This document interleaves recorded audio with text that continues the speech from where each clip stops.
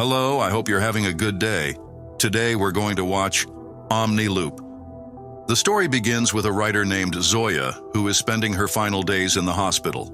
Years ago, she was diagnosed with a large hole in her heart, and now the doctors say she only has 1 week left to live.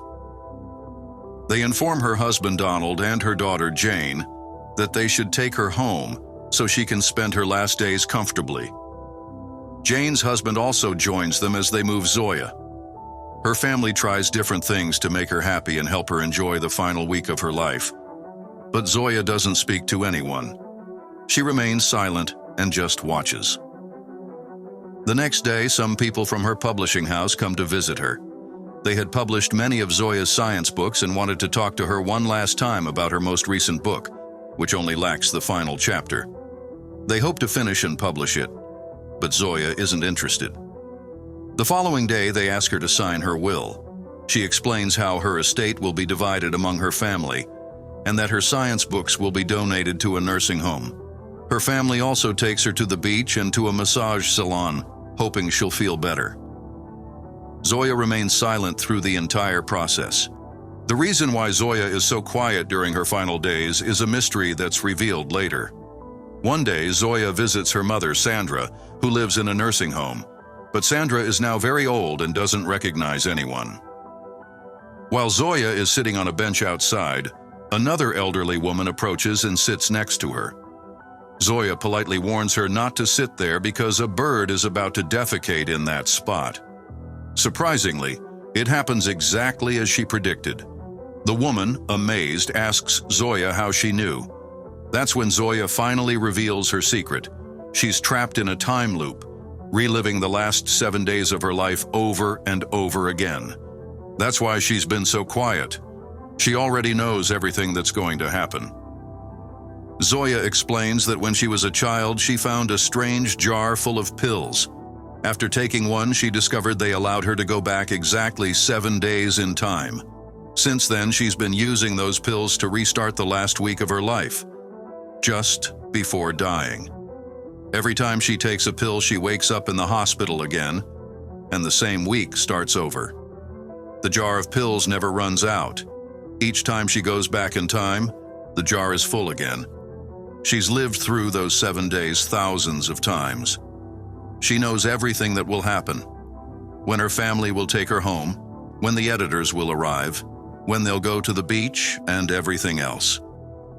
On the last day of the cycle, her family always surprises her with a birthday celebration. Zoya turns 55 that day, but shortly afterward she starts to bleed from her nose, a sign that she's about to die. Then she takes another pill and resets the week. Time repeats itself as always. Sometimes Zoya would tell the old woman at the nursing home that she was stuck in a time loop, even though she knew no one believed her. One day, while sitting with her mother, Zoya saw a news report on TV. The last remaining rhinoceros in the world had been relocated to her city. Scientists hoped to save the species by studying and cloning it. But Zoya already knew what would happen. In every cycle, the rhino was killed before the week ended, and the species became extinct forever. Zoya had gone through this cycle so many times that she was exhausted. That time, she didn't even bother warning the old woman about the bird poop. As she got up from the bench, she accidentally bumped into a young college student named Paula. While helping her pick up her bags, Zoya noticed something surprising. Paula was carrying several books written by her. Curious, Zoya asked why she had so many of her books. Paula explained that she had found them in the nursing home's library, where people usually donated old books. She said she was a student researching time at the university, and that Zoya's books had helped her understand many important theories. Before Zoya could talk more with Paula, Donald arrived to take her home. But on the way back, Zoya began to think deeply. A new idea came to her. What if she tried to complete her old research on how time works? Maybe if she managed to understand and solve the mystery, she could break the cycle and avoid dying. Although Zoya wanted to resume her research, her family believed she only had a few days left to live, so they didn't let her leave the house. They wanted to spend every moment with her and didn't allow her to go to the lab. Before the current cycle ended, Zoya made a decision. In the next cycle, she would find Paula and work with her to continue the research. She memorized Paula's phone number and address so she could find her again. Then she took another pill and reset the week, going back in time once more. This time, upon waking up in the hospital, Zoya quickly asked her daughter Jane to go out and sign the papers with her father. While they were distracted, she silently slipped out the hospital's back door. She knew her family would try to keep her home, believing it was her final week.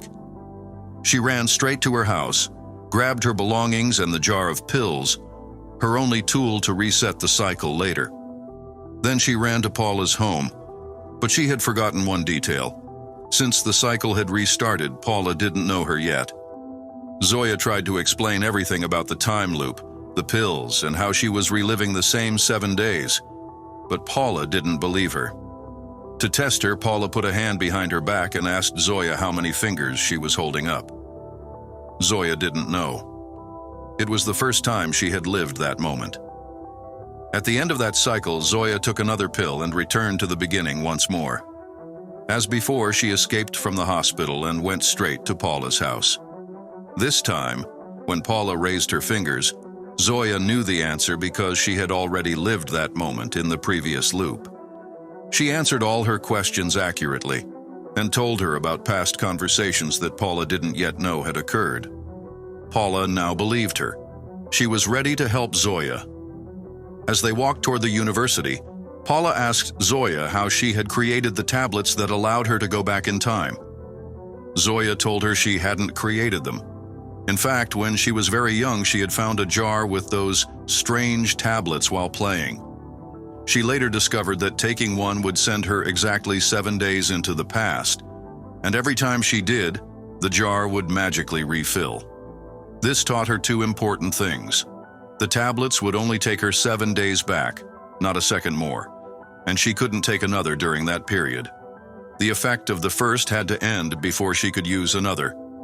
The strangest part was that the tablets never ran out. Even if she used one, going back in time would refill the jar as if she had never taken it. Zoya admits she has no idea where the tablets came from or who left them for her. That mystery remains unsolved. She tells Paula that they should now focus their research on understanding the tablets, how they work, and whether it's possible to extend their power to go back further than 7 days in time. Zoya adds more strange facts. The tablets cannot be destroyed. They don't melt, and even if someone breaks them, they regenerate perfectly after each time loop. It's as if they exist outside of time itself. Paula is fascinated and says she'll need to bring a special device from her professor's lab to study how the tablets regenerate. While Paula goes to retrieve the device, Zoya gets a call from her husband Donald. He's upset and asks where she is. He reminds her that she only has a few days left and begs her to return home to spend her final moments with the family. For them, this is the first and only time they're living this week, and they believe Zoya will die soon. They don't know about the time loop, so they feel hurt and sad to see her drifting away in her last days. On her way back to reunite with her family, Zoya unexpectedly runs into her former university professor, whom she hadn't seen in years. He's thrilled to see her and tells her she was always his brightest student, inviting her to his office to reminisce. As they talk, the professor notices Paula hiding in his office, trying to take a device without permission. When he finds out Paula and Zoya are working together, he becomes furious. The professor holds an old grudge and tells Zoya he's disappointed in her. He reminds her she used to score 100% on all her exams, and that he believed she would grow into a groundbreaking scientist who would change the world. But instead, she got married, abandoned her career, and vanished from the scientific community. Angry and hurt, he throws them both out of his office and refuses to give them the device they need. After they leave, Zoya finally opens up to Paula. She confesses that in truth she didn't earn those perfect grades at the university. She used the time travel tablets to cheat. She would take the exam, memorize the questions, go back in time, and take it again. That's how I always knew the answers, she says. "I wasn't as smart as everyone thought. I just had a secret advantage." She adds that even now she still doesn't know where the tablets came from or who created them. That mystery has stayed with her all her life. As they walk away from the professor's office, Paula reveals a shocking truth. She actually stole the device they needed. She explains that the professor had been using it to experiment on a test subject, a person who had been shrunk as part of a failed size reduction experiment. The professor was never able to stop the process, and now that poor person continues to shrink smaller and smaller over time. Zoya and Paula take the device to a cold and safe place where they can place one of the time travel tablets inside it. Their plan is to contact the man who keeps shrinking, hoping to analyze the tablet at an atomic level and discover how it works. As soon as they activate the power, the transmitter inside the box lights up, allowing the tiny man to communicate with them. Zoya and Paula explain everything to him and beg for his help in understanding the tablet's inner structure and how it was created. The man begins analyzing it, but what he finds is far more complex than they ever imagined. He tells them the structure of the tablet isn't fixed. It constantly shifts.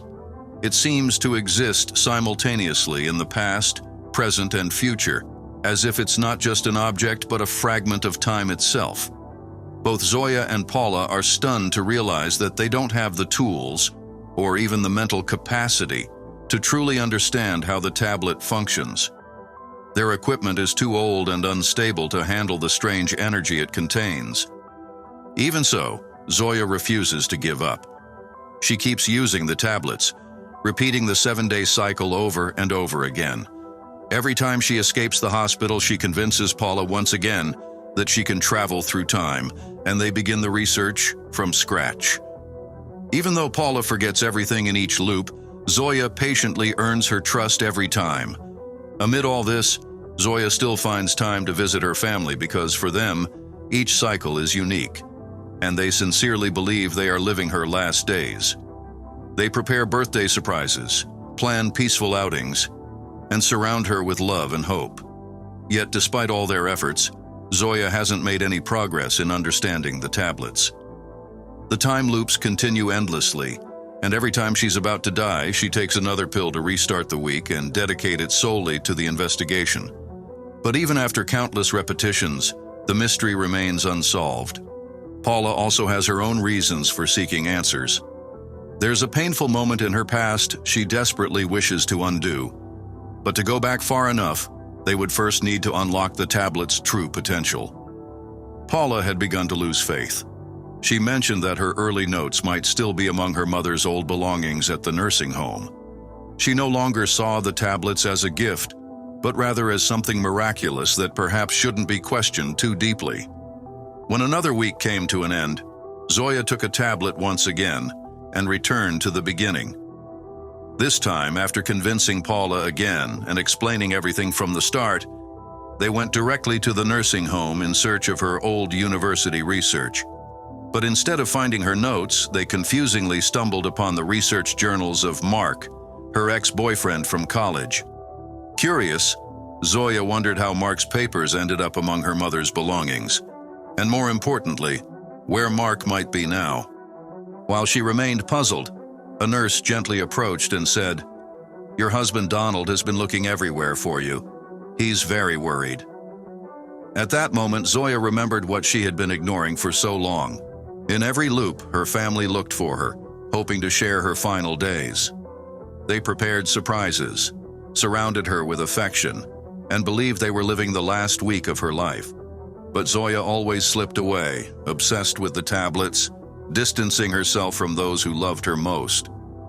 Now, for the first time, Zoya truly felt the weight of her choices.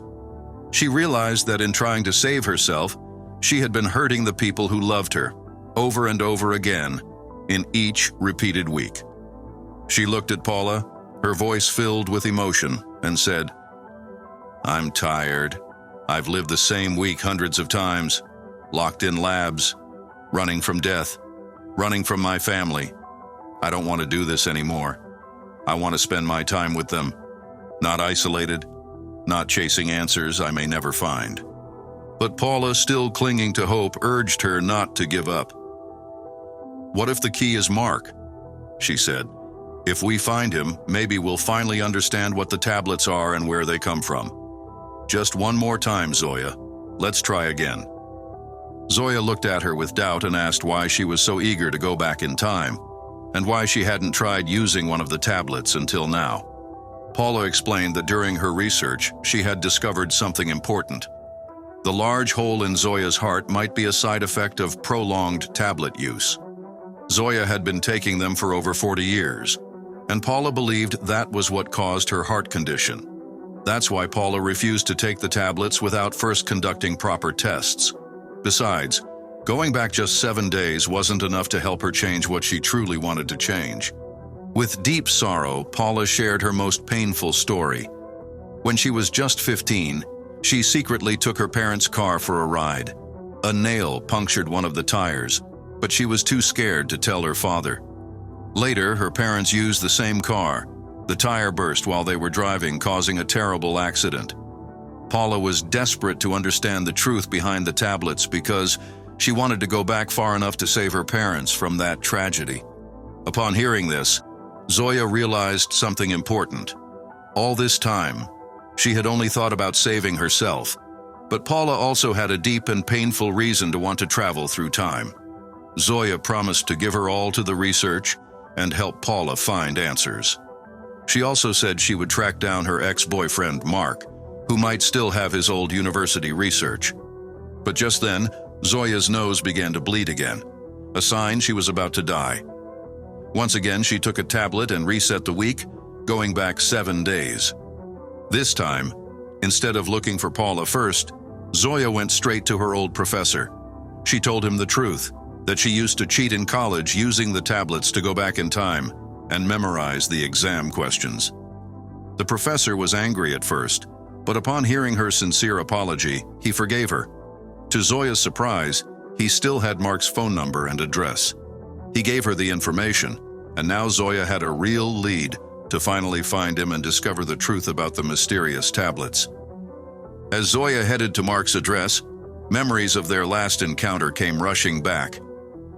It was years ago, at a college reunion held in an airport. Mark had become a renowned physicist while Zoya had drifted away from science. She never saw him again, mainly because she felt ashamed. Her perfect grades hadn't been earned honestly, but through time jumps. Upon arriving at his house, she was greeted by Mark's son, who gave her heartbreaking news. Mark had passed away. He had spent his entire life absorbed in his research, neglecting his health until it was too late. Zoya felt deep sorrow for him. Even so, she explained to the young man why she had come. Mark's son understood and led her to his father's old study. To her surprise, she saw not only Mark's original research papers, but also notes showing that he had been studying the tablets even after all those years. He hadn't forgotten her, nor the work they once shared. Mark's son quietly admitted something that hurt even more. "My father worked day and night to make me proud, but all I ever wanted was to spend time with him." Zoya gently consoled him, understanding how familiar that pain was. Later, as she reviewed the research papers, Zoya looked at her phone and saw a series of voicemails from her husband and daughter. They were crying, begging her to come home and spend her last days with them. At that moment, everything hit her hard.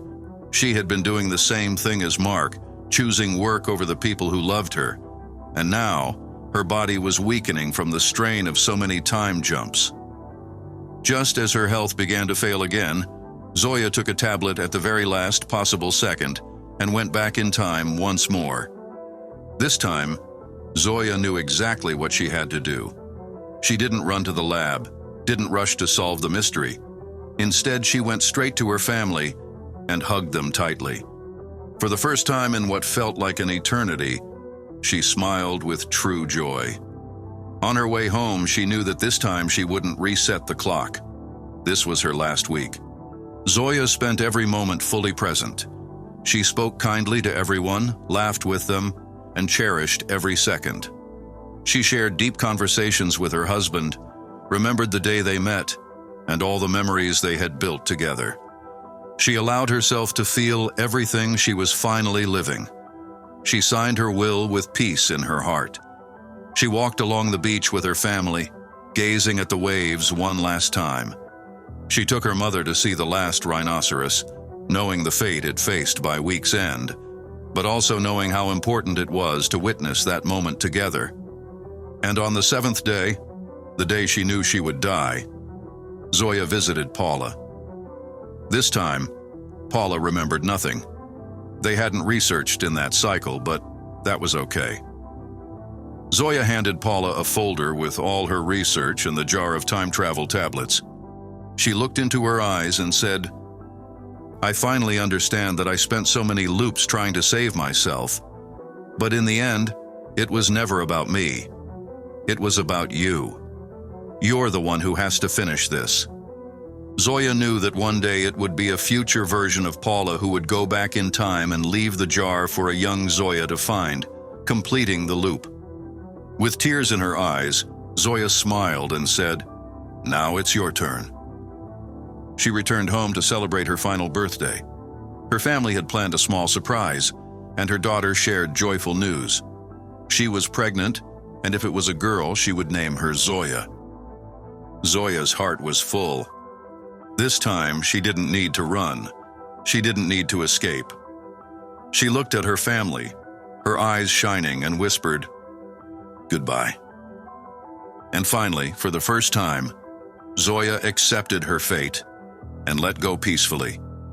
And so, the story ends. I hope you enjoyed the video.